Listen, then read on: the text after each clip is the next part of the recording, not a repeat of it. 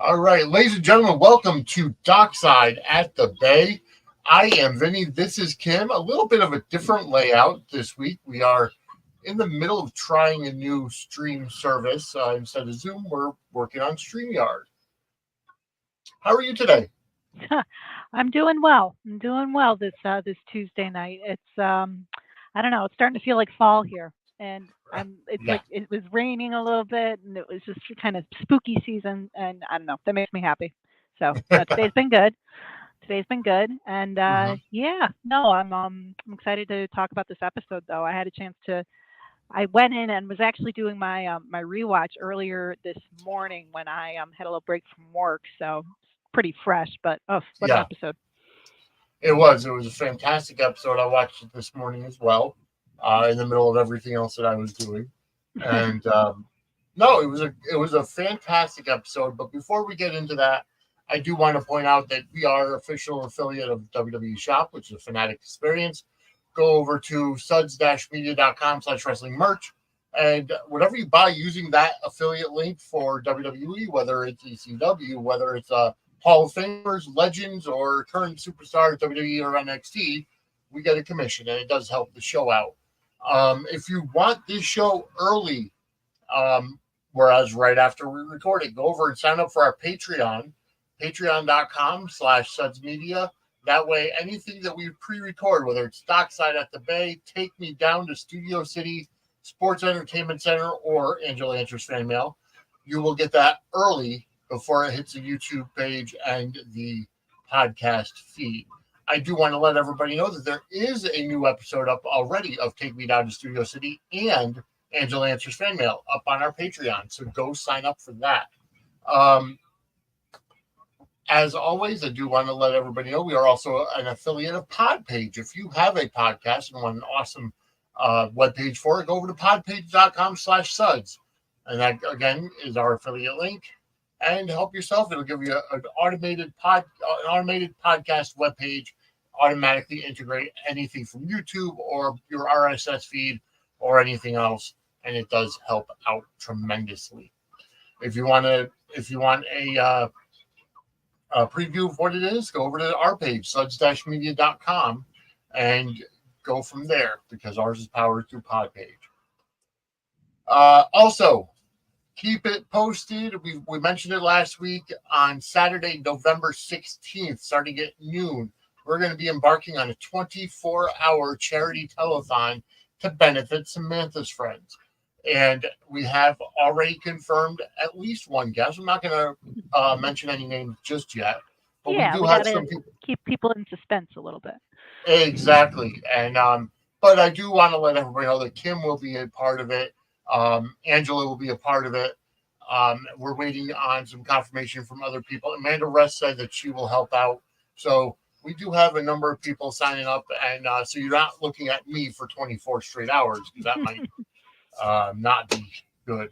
But that'll be a 24-hour telethon to support Samantha's friends, and it'll be the first ever um, November Sudsy telethon. So Yeah, looking forward for to it. It's gonna be pretty cool. it is. We're going to have a mixture of wrestling and soap operas because John from Chair Shot Sports, Princess Skywalker, and Mike from the Run In have all said that they're going to help out as well. So it'll be a good mix between soap operas and wrestling.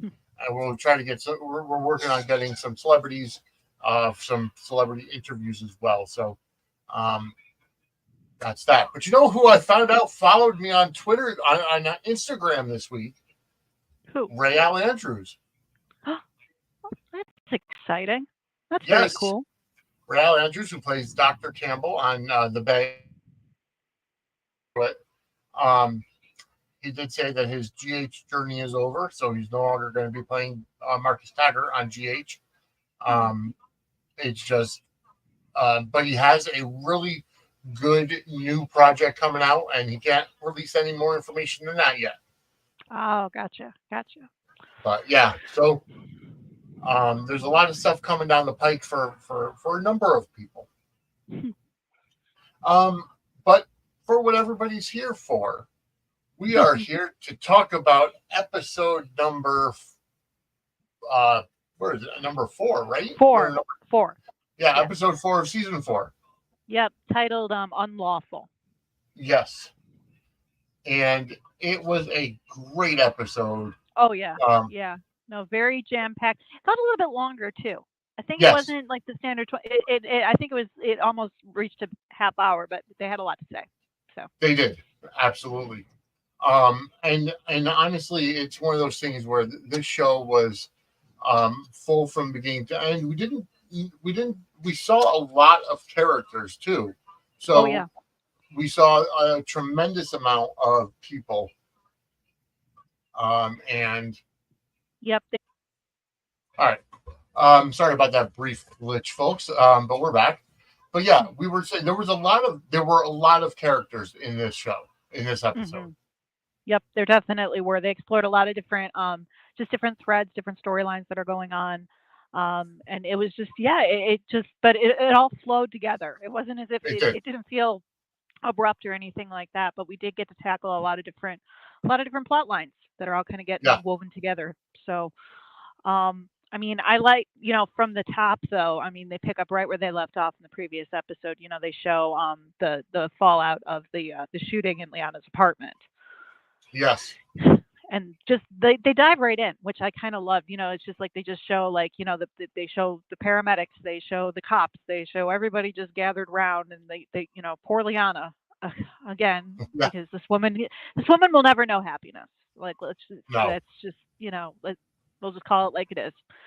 But we see her at the apartment, and we see also a recast for our friend Colton, no longer played by Yes. Christopher Sean. Yeah, I thought so, because I thought that was, they said the name Colton, but I didn't recognize the actor. Yeah, because his name or on his badge or whatever, and I was like, oh wait, that's the same. And I remember they did bring in a different actor to I can't remember the gentleman's name who plays him now, but yeah, recast of Colton, and Colton is like like a house of fire. I mean, he is just he's finding out the status for. Oh, and RJ was also a paramedic too. I had Yes. forgotten that, because he works at the hospital, but I had forgotten that was his kind of. So yeah, RJ's there, paramedic. He says Will's alive, but it's not looking great, and Colton is just dropping F-bombs left and right. Yeah. Shot a fucking cop. And Lex shows up, and it's almost like he's kind of like a soothing presence, because Lianna Yes. sees him, and she tells him it was an accident. It was an accident. Like she because everyone else is just. I mean, Colton is like just tearing her a new one. At least Lex is willing to kind of hear it out and listen to the situation. But same with that other guy, Perone. I think it's the partner or whoever. Yeah. But yeah, I mean, she's just saying the truth, that she didn't mean to. She got a call. She was scared. She didn't know he was in her apartment. I mean, it's a horrible situation, but she's not. It was in her mind like a self-defense. It's just reaction, and but now she's in trouble. Now She's in trouble. She's sitting. Not good. She's sitting in prison, and it's just in jail, I should say, awaiting everything. But the Yeah. way that Pete finds out is on the news, and I thought that was actually Yeah. quite nicely done. Oh, me too. Me too. He's just kind of just kind of casually, just doing his thing in, his place, and then, they launch into the headline, 2 weeks after Janice's, death, her daughter's taken into custody, and that immediately makes his ears perk up, because it's involving Janice, it's involving Lianna, and his automatic reaction is to just like go to the police station and suss out what's going on and be there, because he's that hero type. Yep, exactly. But yeah, no, I just appreciate it too. Like he's got like such a sense of urgency too. He was talking with, because Riley as well.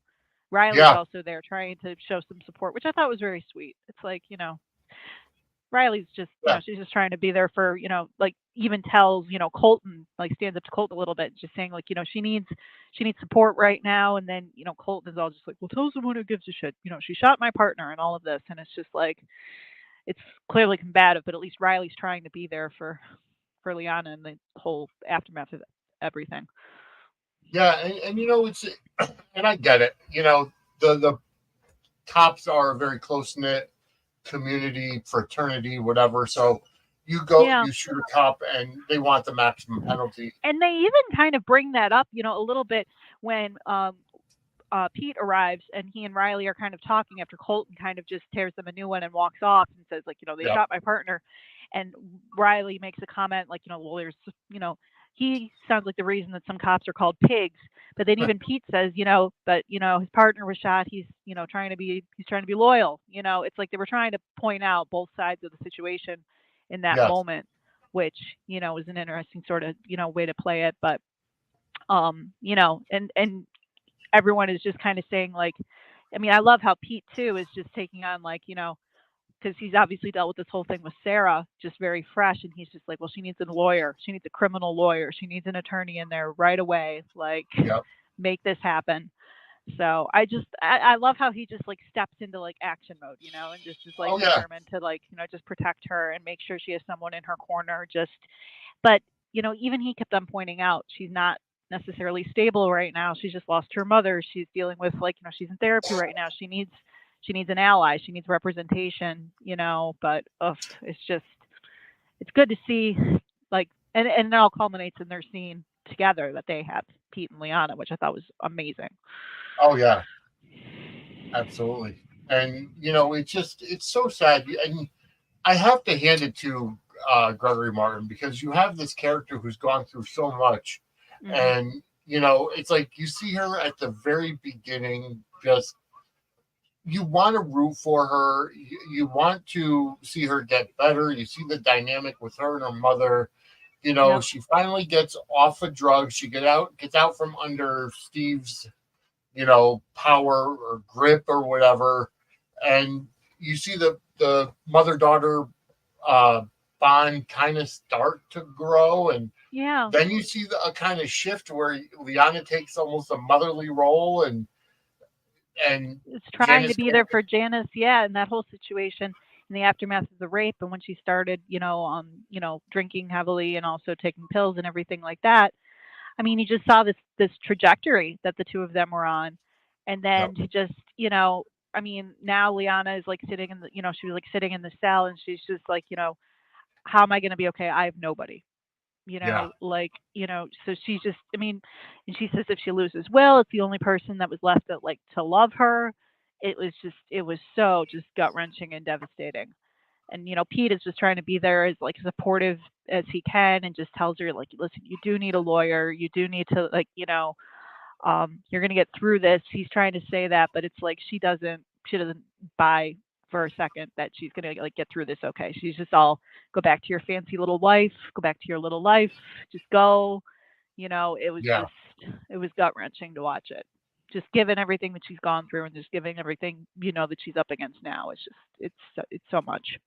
It was very hard to watch that, because the thing is that she's just feeling like everything is gone again, Mm-hmm. and you just named it. And that's the thing, when you're in that position, and when somebody's in that deep down depression, and feeling like you've lost everything. It's like you almost lose hope. You're like, Yeah. so what? And at this I have point, nothing. yeah. And I mean, at this point, she's sitting in a cell and uncertain, like, it was an accident. It wasn't Yep. intentional. And now, like, this person that just proposed to her could be dying, and she's just, she's responsible for pulling the trigger. And it's just, it's like not nail in the coffin, but it's almost there. It's just like at Yeah. this point, like she just feels like all hope is totally lost. And it was just, but such a well acted, Oh yeah. scene, Yeah. just, oh, so devastating. But the Um, episode like did like pivot. I mean, like, we have like those moments, but then we also had like three other plots that were all like kind of taking place yeah. in the same sort of, it, no wonder it was a little bit longer. They had a lot of stuff in there. So Yeah. No kidding.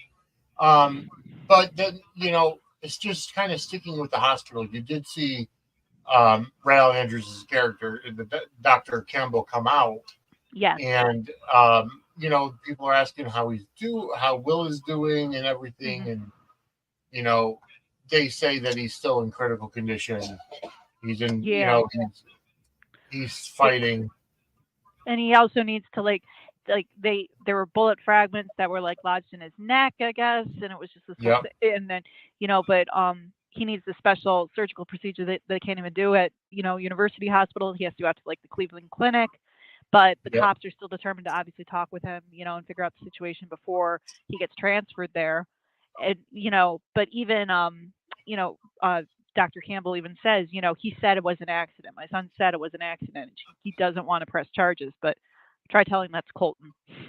Well, not only that, but try telling that to police in general. Like whenever Yeah. it's something as a somebody being shot, it's like Yeah. the state will pick that up no matter what.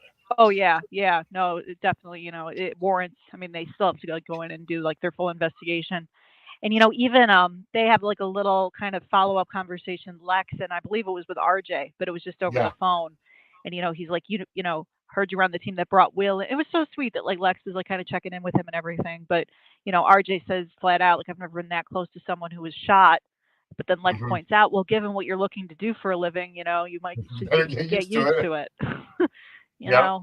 Lex is sweet, but he does tell it like it is. So. Well, of course, and coming from Tristan Rogers with that Australian accent, like it just makes it all the more dry because he does. He It has a does. very dry sense of humor. So For sure.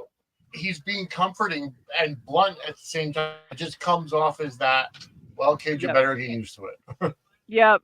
Just God love him. No, he's no, it was just, he was kind of like, voice of reason, also just kind of, just a bit like in the background, but also there in like a big way obviously for like that piece of the story. Yeah.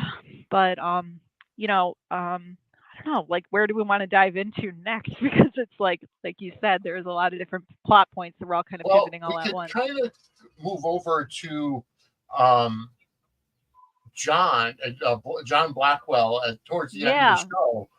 That was kind of they kind of We don't brought see him him in too much. towards the later half, but Yeah. he is in kind of a big, they're ushering in a big, story, with Yes. him.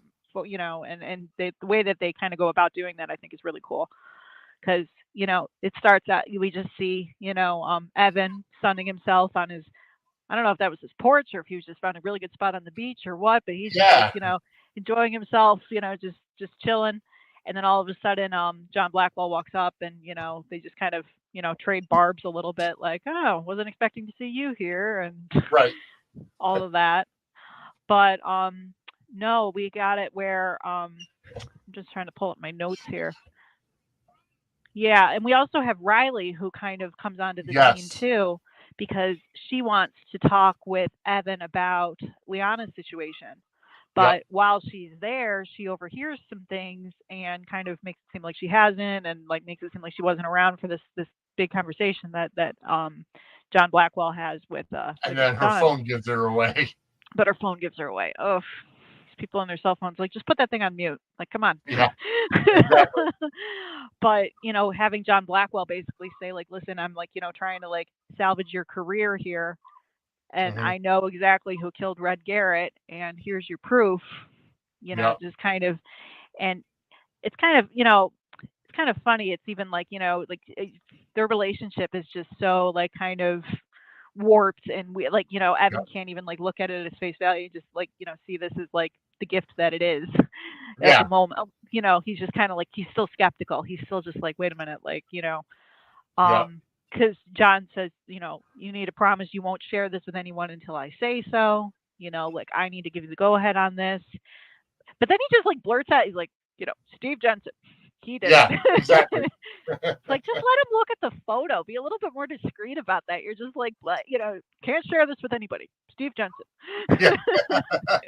Which is and kind of then he does share that his contact at the hospital was able to put the pictures through software to clean it up and zoom in, and it's Steve. And then it's funny because you hear kind of like superimposed over the plane scene. I think it's Arthur who is telling Sarah, you got to be careful with your overseas properties. Or no, Sophia. That's right. Yes. Sophia tells tells Sarah to be careful, something bad is coming Well, yeah, with your because Sophia's overseas psychic property. now. Yeah, Yep. Sophia's psychic, and basically, the exact wording. I mean, she basically is telling Sarah, like, I'm afraid something terrible is going to happen to you that's involving your property in Europe, which is like Yeah. that's interesting. If you go and see like a psychic, you don't really expect that something terrible is going to happen, and it's involving your properties that are overseas. Yep. And Like of then all sure the readings to get. and sure as shit, John is on his way over to what, Amsterdam? Belgium, no, Belgium. Belgium. Yep. I Oh, he mean, just they're wants like those halfway. waffles. Yeah, no, he's just listening to like his little recording after the stewardess brings him his little headphones and his scotch on the rocks, and talking. You can hear Steve talking about Europe property and how it's worth 2 billion euro, and it's like, all right, well, that's where Steve's going then to try and Yep. wrangle some of that money because it's what the man does, scheming and wheeling and dealing and trying to figure out the best situation for himself, which is going to involve like going after Sarah in any way that he can through property and money.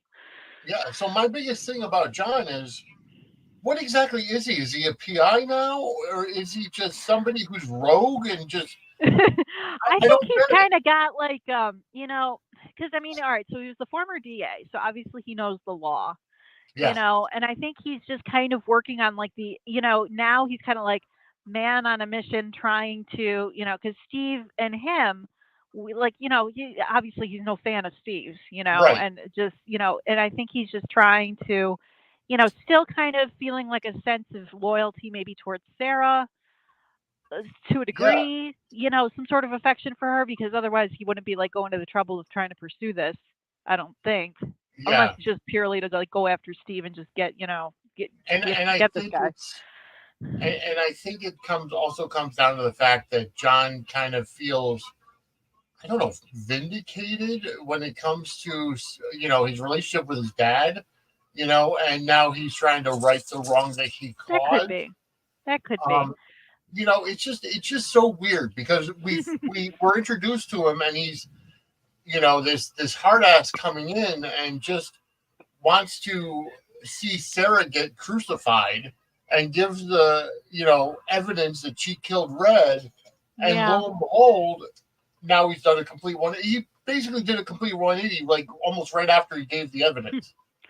Yeah, but I mean, the factor in there too was also Damien and the fact that Yeah. with Marley. I mean, I think that was a huge kind of that caused a huge shift in him, at least Yep. enough to like try and apologize to Sarah. I remember like, the scene where he goes to like visit her in jail, just trying to even like when like he calls in the favor and they're sitting in that room together and she doesn't want to talk to him, but he even says like, I'm here to apologize, and she's like, well, Yeah. you put me in here. I mean, they've Exactly. got a very, kind of screwed up relationship, but I feel like now he's just kind of on like a mission of justice. Yeah. He knows that Steve's up to no good, and he's like, got that investigator legal sort of background. And he's just like, yeah, you know what? I'm just going to do this and just try and plus they just want an excuse to have him be all like international man of mystery, Oh yeah. Oh going yeah. around traveling in his little leather jacket, doing his thing, and trying to right wrongs and all that stuff. Yeah. So it's kind of cool to see. It's because I remember this like the whole storyline that's gonna like kind of kick off or they're on the on ramp for now. Like I remember Mhm. parts of it, and it's cool because them even getting the opportunity to like go and film a lot of this stuff overseas and everything like that. Oh With the yeah. show. I mean, pretty cool stuff. Yeah. So Oh, absolutely. Um. So when Evan hears Riley's cell phone, he comes over. Riley's ducking behind a thing, like a, I don't know, a wall, and he comes over. And she asks him about Lianna's case, and he's like, "I'm the district attorney, and you're asking me about a defense attorney advice." It's like, yeah, oh, it's how about like Arthur her. Tobin? He's great. As if like, he's really passive aggressive. Like, I just lost to this guy. Go check him out. I mean, it was kind of her excuse was kind of thin. It's like I'm just looking for any legal advice that I can get, even if it's a DA involving someone that just shot a cop. Like Yeah, exactly. it was kind of, poor Riley. She's just, she's trying and then trying to cover herself and not very well in that way. Yeah. But I feel like, cause at one point, like he was kind of he was crushing on Riley at one point and calling her, and I feel like that kind of fizzled, and he still got a little bit of a chip on his shoulder as a result of that, maybe. But Yep. either way, he wasn't very friendly. But No. Riley also wasn't exactly the most like cagey and like Yeah. secret. She's she's not that great. It's the whole like undercover kind of deal. So No, not at all. that's not really a She strength she of hers. because she was like a deer in the headlights as soon as her phone went Yeah, off, and yeah, she, and he kind of like, oh, what are you doing down there? And she's like, yeah, oh, I'm picking up my phone. And then she just couldn't keep her cool. She's yeah. like, Doesn't because really she have a good poker face in that sense. no, not at all. And then the fact that she overheard, John tell Evan about Steve, that's going to come into play at some point soon. Oh, for sure, for sure. That's a thread that they definitely put out Yep. for us there. Oh, but yeah, I mean, yeah, because you had Riley though, kind of, bouncing from thing to thing with Lianna, but then you also have, you know, we, gosh, I mean, we had Daniel that we saw, we had Yep. Sarah and Zoe, we had Arthur. Like you said, there were a lot of characters in this episode. There were, and Sarah and Arthur were talking about. It's like now that the trial is over, now she's free. Now she's asking Arthur about Adam and why Yeah, he never told her about him. right. Which is, fair question. Yeah. One that Oh, we've I, kind of wanted the answers for ever since Adam showed up on Canvas. Like, yep. because like when Arthur shows up for their lunch meeting, she basically her first priority is trying to figure out getting Brian's conviction overturned so that he can get out of Yes. jail. And I Yep. admit to like even rewatch in the course of rewatching, I kind of forget about Brian. Yeah. Yep. Like all things considered, it's like, oh yeah, that's her other kid. Like, it's kind of just because like he was like, so prominent in Bay the beginning. But then Yeah. after that, obviously, I mean, the time jump and then him being in jail and it's kind of out of sight, out of mind until she mentions him Yep. again. And then it's just like, I can't even like, focus on my being free until he's out of jail. And I was like, wow. I admit I forgot about this character. Yeah.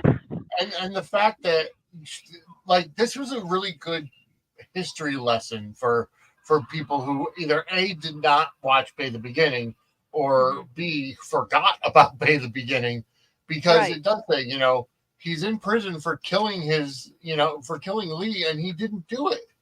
Like Right. Yeah.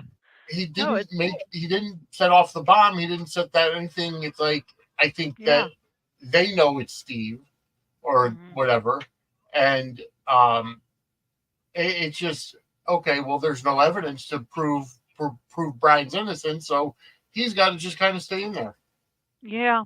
But it's kind of like even with his situation though, like if he'd been like because Tobin points out how yeah, double homicide, he should be in jail for a lot like serving a much longer sentence than he actually is. Yep. He was let off really easy. But, even like, he had the opportunity because Sarah brings up like, well, what about is he eligible for parole? And then Tobin's just basically like, nope, he's being uncooperative. He's not being a model, prisoner.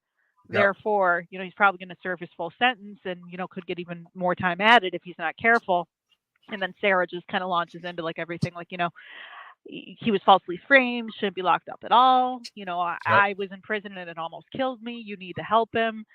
And, she even points out how it was Brian and Zoe's anniversary or would have been their anniversary like that day.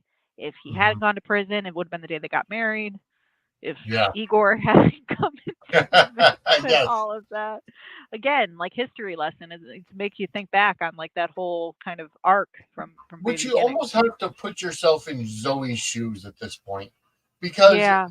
you know we saw at the end of Bay the Beginning, and we saw the wedding day disaster of what it was, and Igor and Zoe's leaving with her father and going elsewhere. Hmm. It's like she comes back to Bay City and she's really close with Sarah to the point where she's going around the grounds to kind of cool off and reset her mind and stuff. But it's like,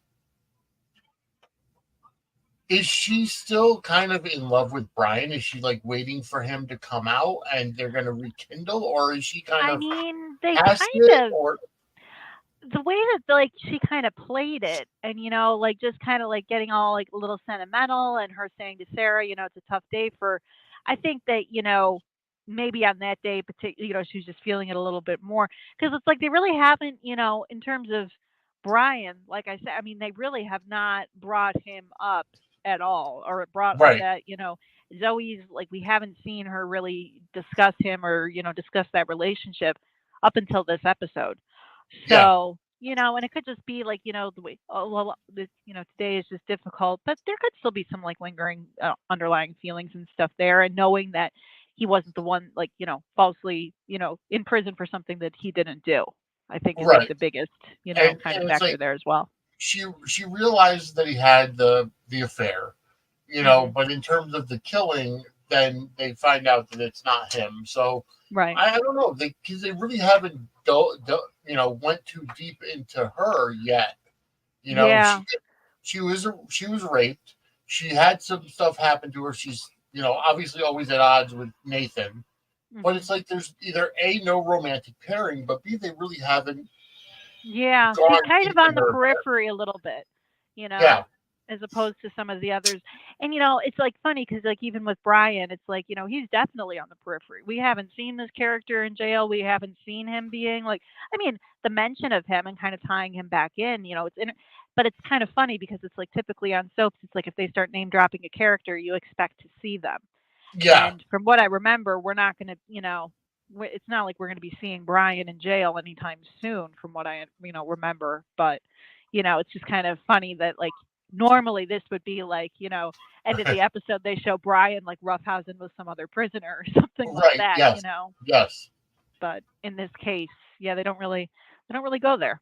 So, yeah, but I did think it was interesting how it's like kind of Sarah talking about like her sons because like and also talking about that with Tobin just because it's like we kind of Tobin's even saying like I'm glad that Lee was around. So it was like a good father figure it seems like, and then Sarah's like, well, he wasn't even close with Lee, yeah, describing Pete and all of that. And it's funny like hearing like him talk about like what he assumes is the relationship that she's got with Pete and with yeah. Brian and what she would have had with Adam, and it's just I don't know, it's just such an odd situation there, especially given It the whole Adam really is. factor. Yeah, Because like even Pete is just like I'm trying to remember the exact frame of the conversation, but it was basically like Tobin saying how Pete, like, I've been texting him, I've been calling him, I've been trying to reach out. He hasn't replied, but I'm hopeful like one day you and him and Adam and I can all be together. And then Sarah just points out, how could you even keep like you kept his existence from me? Like, yeah. can we talk about that? It's just such like a convoluted mess, Oh yeah. It's with soapy. like It's their soapy goodness. yes. I mean, it's just like what like you want to have a relationship with this one that your other kid who didn't even know that he had a brother who didn't like until it's so funny how that all kind of shook out in that like course of that conversation a little bit because you kind Yeah, of hear more about like Sarah and her sons or boys more in yeah, that moment exactly. than you ever really have, Yeah. and just kind of points out Um. how screwed up the whole thing is. Oh yeah. Well, I mean, the Garretts are a typical soap family that Yep. and it's like we're finding now. It's like we're finding out more about even the extension of the Garretts because obviously with Tobin being Tobin, Adam's last name is Kenway. Where did that come from? Like there's still more to be explained about There is. There's so that many whole threads that time still frame. need to get on kind of unraveled and sorted through, and but it's just it's a tangled web that they've weaved Yes. for this family, and it's just kind of funny to see it all just kind of come out in these conversations where it's just like You kept my son's existence for me, but you want to be one big happy family now. What the hell? It's Yep. just oh man. No, it was funny. But those were some good scenes and the scenes with Sarah and Zoe as well. It's nice that they kind of highlight like their bond still. I Yes. think that that's kind of sweet. Um, we've got but and there was still like, more to even kind of tackle because you have Well, even now we you have got the Daniel. whole you got the other Garrett kind of side of things Yep. with Todd and with Daniel, yeah, because Daniel is just like trying to take a swim, and him and Avery are kind of like John back and forth a little bit. She's like, "Why aren't you at the gatehouse?" And then he's like, "Who are you, the pool police?" Yeah. My Michael Phelps, all this stuff. But Avery asked him understandably, well, what happened with Dad? Are you hiding from him? Like, what's going on? And then of course Todd walks up though, and Yeah. they just we get those scenes which were so well done, They so were. well They done. they were really well done to the point where it's like this conversation could have happened at any in any household, like in any Hmm. household at all, and you can sense the awkwardness of Todd, and you can sense Daniel almost like because the main thing that comes down to is Todd said he didn't understand, like Hmm. he just couldn't understand about his son being gay, Yep. and he thought it might have been a phase. He thought it might, all these things that parents of gay children that they're let me put it this way, older parents of it's hard to explain because I don't want to get canceled, but I have to choose my words wisely. But let's say a generation ago Yeah, where yeah, being that's gay wasn't as I don't even want to say there's a accepted, bit but of a wasn't like popular. a slight disconnect. It's just like, Yeah. you've got like that just kind of like you said, there's a sort of a generational sort of, not divide, that's the wrong way to phrase it. But there's just like uh, certain, younger generations versus, there's a level of understanding, there's a Yeah. level of confusion, there's just, it's he's trying to navigate that. And too, it, Yeah. it wasn't like, the way that Daniel kind of was so nervous, like when he first saw Todd walk up and Sarah like gets that panic look on his face and Sarah like puts her hand on his shoulder, you almost like wonder, like, okay, like, is he afraid of his dad because like, Yeah. he's gay? Like you almost get like that kind of sort of, like is Right. like, by Daniel like not saying anything, is he like, withholding or not talking to his dad about being gay because like he's worried about,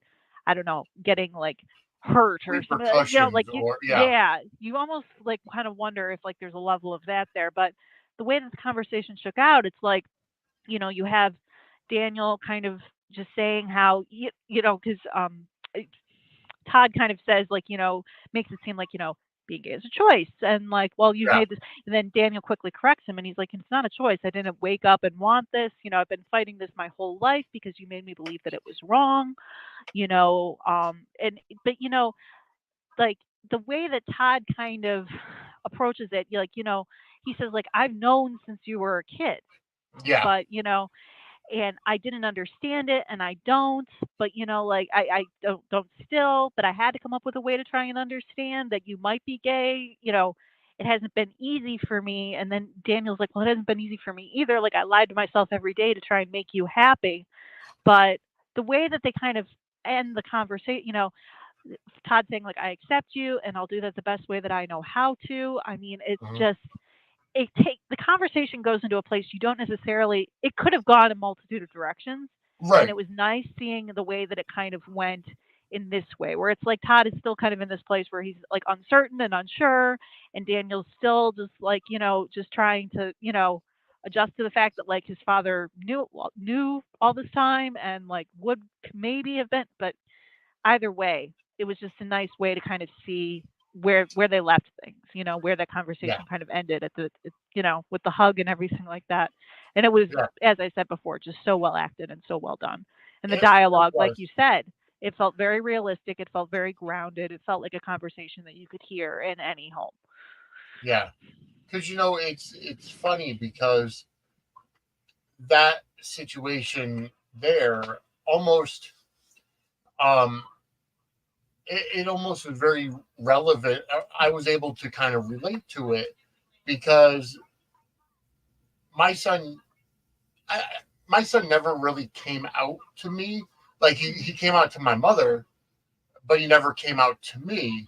So it's like, but then again, as you watch your kids grow up, you see kind of idiosyncrasies, or the my son, when he played t-ball, he wasn't interested in the game. He was interested in dancing in the outfield. And he was more into the musical theater. And Yeah. which I'm not saying that musical theater people are automatically gay. I'm just saying but when he was a kid, he liked to play with pocketbooks, and it's like you see signs. And again, not everything means that they're gay, because kids are kids, and this is a new generation, and it just it comes down to the fact of, as a parent, I think that this generation of parents now, for the most Mhm. part, are Mhm. more accepting of their children coming out as gay or bi, or Yeah. you know And I'm and not. I normalize. agree with that, and yeah, like you just said, normalize, and also, you have representations of it. Like this is a Yeah, representation that 30 years ago, you wouldn't have necessarily seen on like a street. Well, maybe not 30 years ago. Maybe now we're talking like 40 years ago.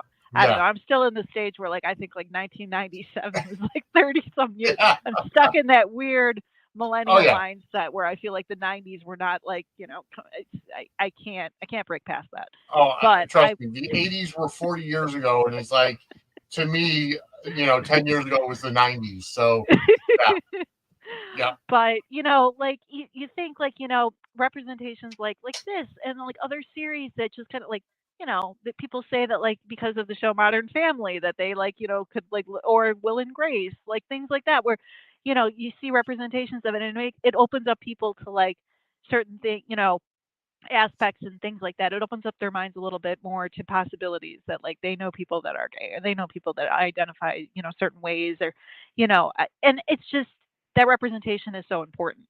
And I feel yeah, like it just kind of allows for people that are my generation to be just kind of more like understand. And it's like, okay, we because we've seen it and we've seen like right, representations of it, and in the media and things like that, and we can kind of, I'm not saying that like that's the only reason why, but I'm saying right. it's a contributing But factor. yeah, I feel like this conversation, um, because this entire arc with Daniel in general, coming to grips with his sexuality, being able to come out to Avery first, then Mhm. and kind of, obviously, with the new season now, everybody knows that he's gay, but Mhm. now you have the dad factor, where the way that the dialogue goes, and Daniel's like, well, you were always preaching to us that this was wrong, and Mhm. you, with your Catholic upbringing, and Yep, making it seem like I would go to hell, or you made me right, think that I would go to hell. exactly. So it's like, this conversation could have been done on any of the remaining four soap operas, Oh, you know, absolutely. Yep. and I feel like, because we just had a similar situation on GH Mhm. with Natalia and Blaze, Yes. and where Natalia was raised Catholic, and Blaze, you know she's, whether it's bi or lesbian, whatever it is, she just felt like she could not come out to her mother until her mother comes to her hotel rooms and finds her girlfriend in bed with her, and Mhm. that's kind of like a shock to it. Whereas with Daniel, his father overheard part of the Yep. conversation with With Matthew. that young man Matthew. I heard you talking Yeah, to that young man Matthew. Yeah. exactly. And I feel like the way they handled it, because what Daniel is bringing up is something that a lot of parents, let's say 20 years ago or 30 years ago, when religion was more prevalent. And I'll leave it at that. Mm. I'm not going to get into a philosophical debate, or rant, because I could go Yeah. on for hours. But when religion was more um, Yeah, prevalent, more when instilled and more just kind of, yeah, more there was that. mainstream, like more when people were more closed minded, to the point of, well, now you have Christianity, you have Judaism, you have Muslim, you have everything under the sun. But you also have a large section of people that are atheist or Hmm. spiritual but not religious, and all this Yep. other stuff, and they're able to think for themselves because there's so much out there. There's so much information out there. We know that Absolutely. homosexuality is not a choice. You know, Yeah. for the most part. There are some people I'm sure that choose it for one reason or another. Like there was one lawsuit that I remember. I don't know if it was real or if it was TV, but somebody allegedly got into a fender bender and or was rear-ended and turned them gay. That's BS. Like, I hadn't heard that. I mean, that's an Oh my goodness. yeah, a number of years ago. I don't know if it was real or if it was on a TV show or not, so I can't be certain. But it was somebody who sued the person that rear-ended them for turning them gay. Like, Oh wow! I'm surprised they didn't like that. Wasn't a rip from the headlines SVU episode or something like that. yeah, If it was actually, if there was any, all right, it wasn't from a TV show. now I have to research that. Hang on. Yeah, I mean, it's just I appreciated though just how like because you know they did bring in like the religious aspect. I mean, Daniel does even call him like you're too busy being stubborn and religious I thought to even notice me.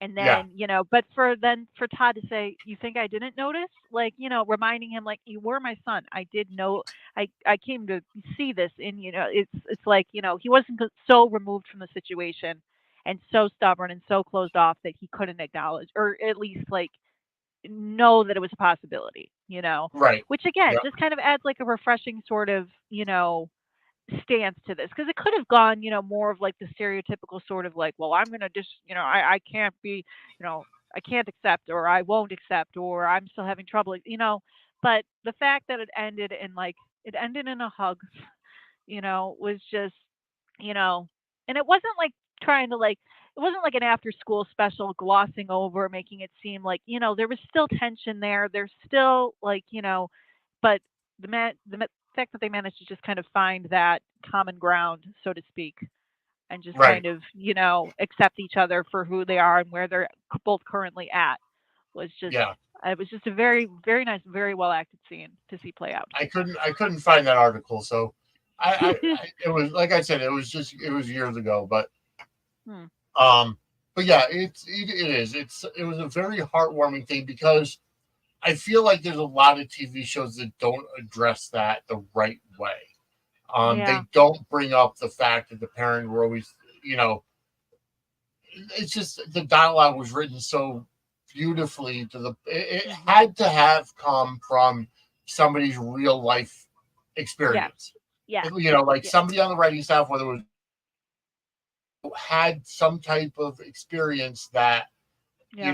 he had the person had to come out to their parents and just didn't know how.